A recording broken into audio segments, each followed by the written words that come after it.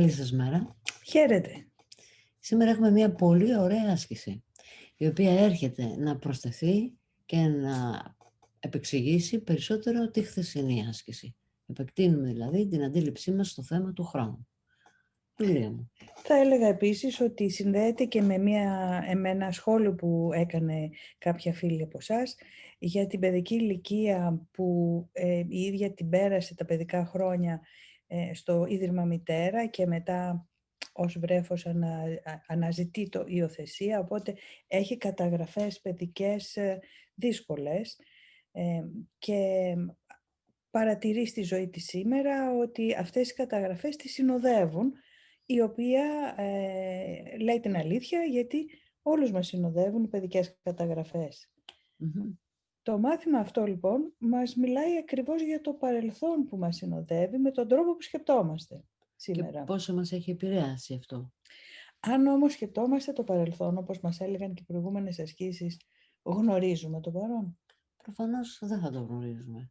Αφού οι σκέψεις σημερινές δεν σημαίνουν τίποτα, γιατί σκέφτομαι βάσει του παρελθόντος, τίποτα από ό,τι βλέπω γύρω μου ή και σκέφτομαι δεν έχει νόημα σήμερα. Γιατί έχει το νόημα του παρελθόντος, το οποίο παρελθόν έχει περάσει.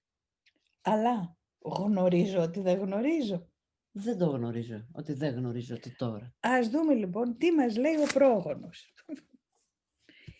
Μας μιλάει για τα δύο είδη άγνοιας. Το πρώτο είναι η διπλή άγνοια. Δεν γνωρίζεις ότι δεν γνωρίζεις, αλλά νομίζεις ότι γνωρίζεις. Πλήθος κόσμου και εμείς μαζί πόσες φορές δεν έχουμε ιδέα για τα πράγματα και έχουμε άποψη για αυτά, που βεβαίως μερικές φορές ανατρέπεται η άποψή μας και τότε συνειδητοποιούμε ότι νομίζαμε ότι γνωρίζουμε, ενώ δεν γνωρίζουμε. Mm-hmm. Αυτή είναι η διπλή άγνοια. Η απλή άγνοια είναι, έχεις επίγνωση αυτών που γνωρίζεις, αλλά κυρίως εκείνων που δεν γνωρίζεις. Αυτή είναι η απλή άγνοια που κινητοποιεί την αναζήτηση της αυτογνωσίας και της γνώσης, γράφει ο Πλάτων στο διάλογο Χαρμίδης.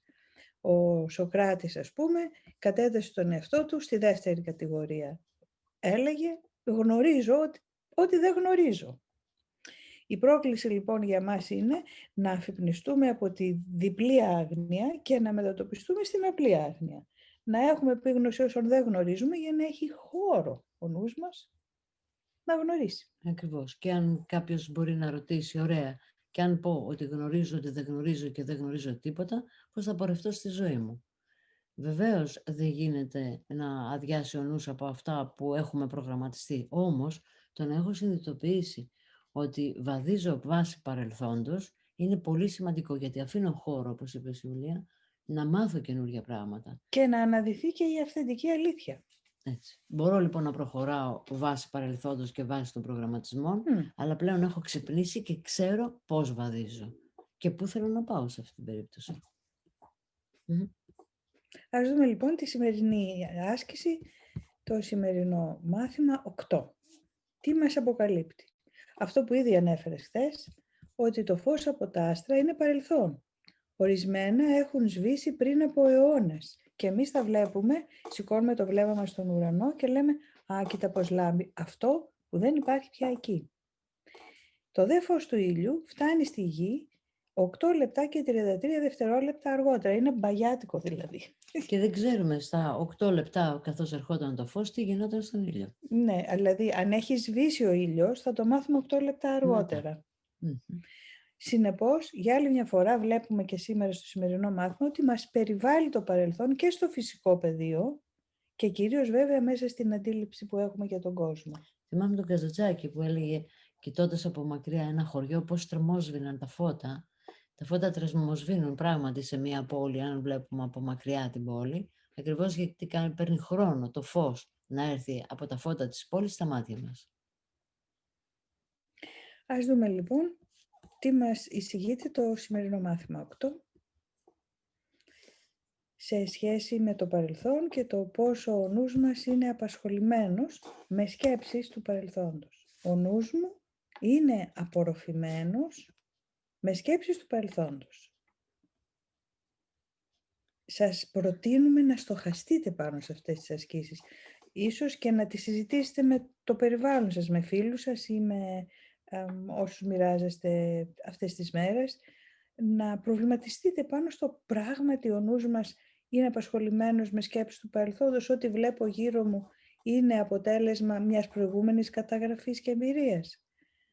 Αφού ό,τι βλέπω γύρω μου το έχω ονομάσει βάση παρελθόντος, ο τρόπος που λειτουργώ είναι οι πεποιθήσεις που τις έχω μάθει από το παρελθόν, άρα ο τρόπος που σκέφτομαι είναι βασισμένος στο παρελθόν. Έτσι όπως το κρίνω. Μμμ. Και πάμε στην συνέχεια της ίδιας της άσκησης. Παρελθόν.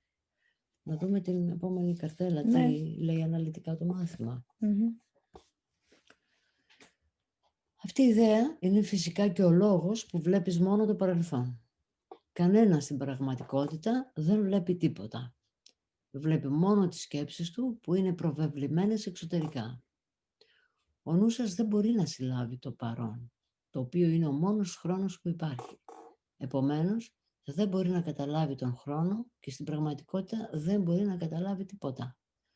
Έχει πάει ακόμα πιο βαθιά σήμερα, γιατί μας λέει ότι δεν μπορούμε να συλλάβουμε το παρόν καν, επειδή οι σκέψεις του παρελθόντος προβάλλονται σήμερα μέσα στην οθόνη του νου μου και τις σκέφτομαι βάσει παρελθόντος χωρίς να το καταλαβαίνω. Συνεπώς το τώρα δεν είμαι στο τώρα και βεβαίως οι σκέψεις μου δεν είναι στο τώρα. Εν τω μεταξύ το τώρα πράγματι είναι ο μόνος χρόνος που υπάρχει. Αφού το παρελθόν έχει περάσει, το μέλλον δεν έχει έρθει ακόμα, συνεπώς το μόνο που υπάρχει είναι αυτή τη στιγμή εδώ τώρα. Και είμαι κατακλεισμένη αυτή τη στιγμή εδώ τώρα με ό,τι έχω μάθει από το παρελθόν, το οποίο προβάλλω και αγγίζει τα πάντα γύρω μου και μέσα μου βάσει του τι έχω μάθει κάποτε. Συνεπώς αυτό που έλεγες και στην αρχή, Ιουλία μου, πεποιθήσεις, εμπειρίες, τραύματα ή Η ό,τι γνώμη για τον εαυτό μας. που έχει καταλήξει τη γνώμη για τον εαυτό μου, Μμμ. από τα 2 μου, 3, 5, 6, 10, 12, συνεχίζει μέχρι σήμερα η ίδια με μικρές παραλλαγές. Αλλά το παρελθόν δεν είναι εδώ. Το να σκέφτεται κάποιος για το παρελθόν είναι επομένως το ίδιο με το να έχει ψευδαισθήσεις. Αφού δεν είναι εδώ, το να απασχολώ το νου με αυτό είναι σαν να έχω ψευδαισθήσεις. Αυτό δεν το έχουμε σκεφτεί ποτέ.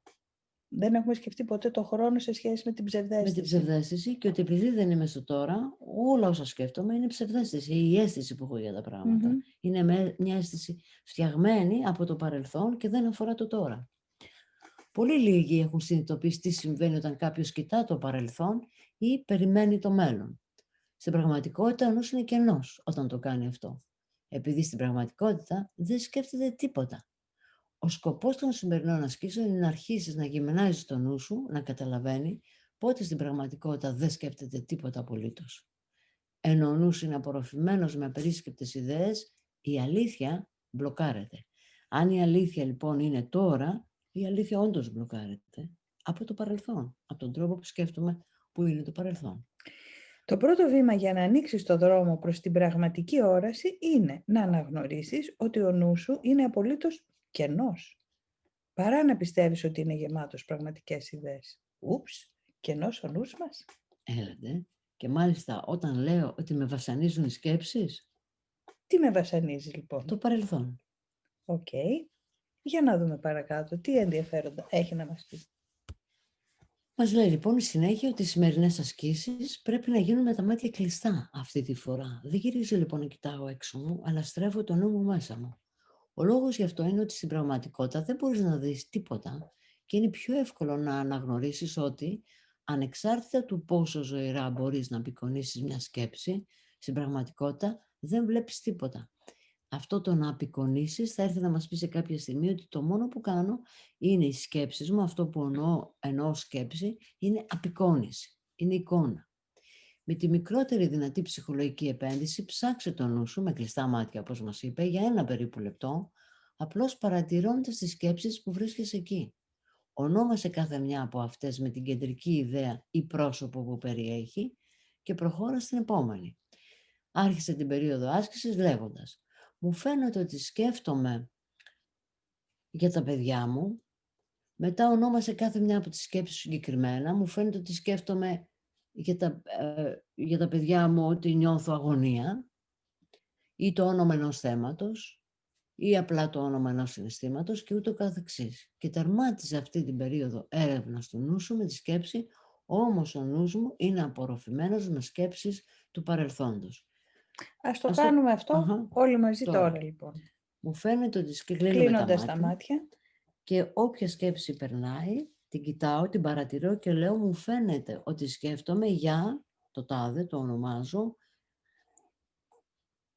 Και προσθέτω στο τέλος, όμως ο νους μου είναι απορροφημένος με σκέψεις του παρελθόντος. Πάμε μαζί λοιπόν.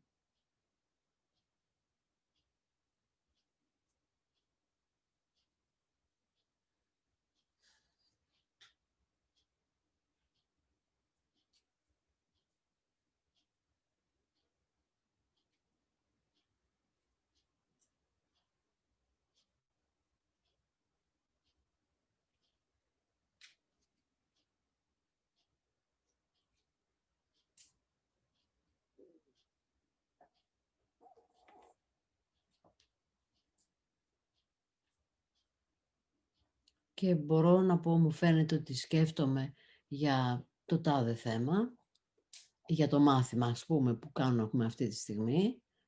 Μου φαίνεται ότι σκέφτομαι για το μάθημα και νιώθω για το μάθημα έκπληξη, ας πούμε, ή οτιδήποτε άλλο θέλετε. Μπορώ να πω δηλαδή και το συναίσθημα. Και κλείνω όμως ο νους μου είναι απορροφημένος με σκέψεις του παρελθόντος. Ωραία. Αυτή η άσκηση μπορεί να γίνει 4 ή 5 φορές την ημέρα, εκτός αν σε εκνευρίζει. Αν τη βρίσκεις εκνευριστική, 3 ή 4 φορές την ημέρα είναι αρκετές. Μπορεί να το βρεις χρήσιμο, ωστόσο, να συμπεριλάβεις τον εκνευρισμό σου ή οποιοδήποτε συναίσθημα που η σημερινή ιδέα μπορεί να προκαλέσει στην ίδια την έρευνα του νου σου. Και εδώ έχω μία απορία εκ μέρους σας. Δηλαδή, εάν έχω απορία σε σχέση με το μάθημα, αυτή δεν είναι του παρόντος, είναι του παρελθόντος. Ναι, γιατί η απορία προέρχεται από σκέψεις που έχω στο παρελθόν και βγάζω ένα συμπέρασμα ερώτησης σήμερα.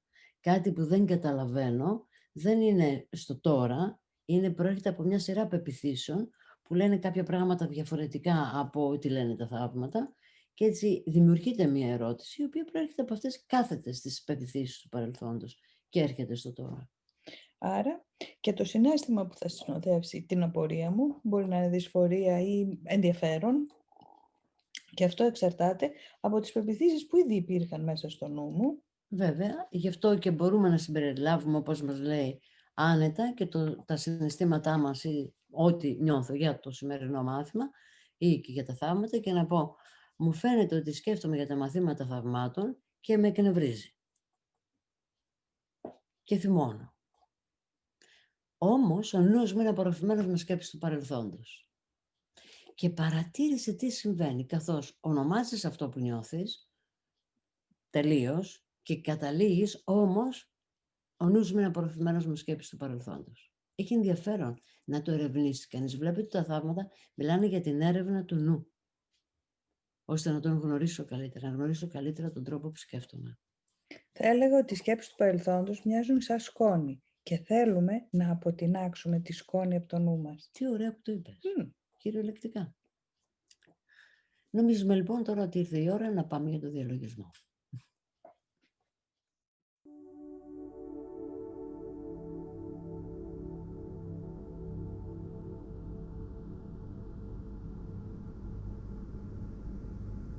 Έχουμε πάρει μια αναπαυτική στάση για το σώμα μας. Κλείνουμε τα μάτια μας. Στραφόμαστε εντός του εαυτού μας. Ένας εύκολος τρόπος να συγκεντρωθείς είναι να ακουμπήσεις την προσοχή σου στην αναπνοή σου. Παρατήρησε η αναπνοή σου είναι ήρεμη, σταθερή, ρυθμική. Ρυθμικά ακολουθεί η προσοχή σου την εισπνοή-εκπνοή σου. Εισπνέεις, εκπνέεις και η προσοχή του νου σου πάει μαζί με την εισπνοή-εκπνοή σου. Η προσοχή του νου σου πάει μαζί με το ρυθμό της εισπνοής-εκπνοής σου.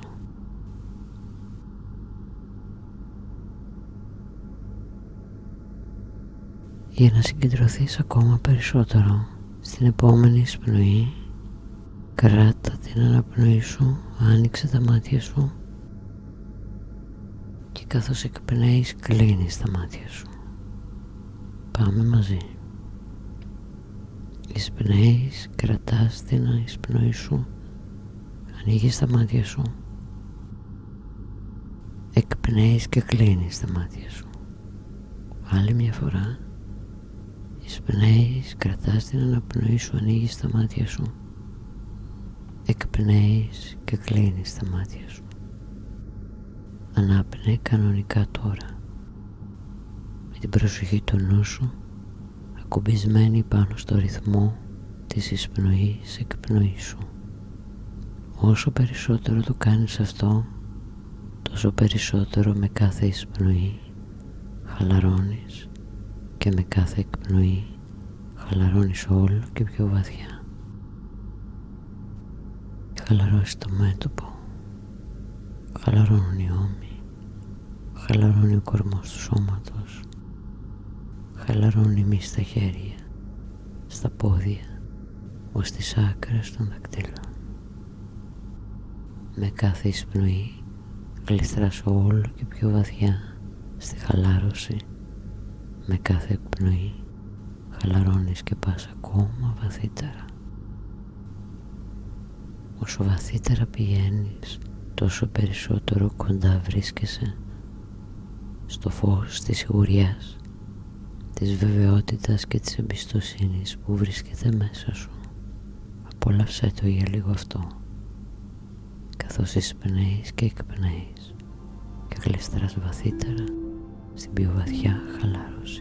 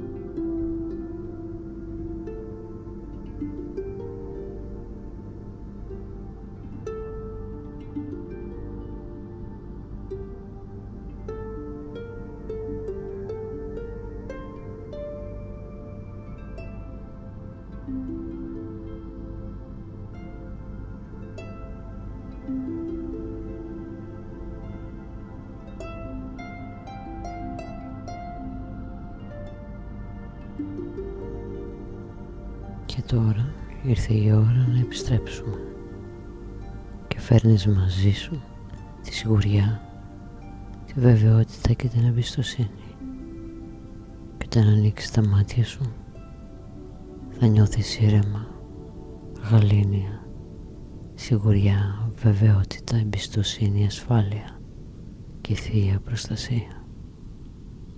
Με το δικό σου ρυθμό ανοίγεις τα μάτια σου, κουνάς τα χέρια και τα πόδια σου, νιώθεις γαλήνια, ξεκούραστα και αισιόδοξα. Και εδώ τελείωσε αυτή η άσκηση.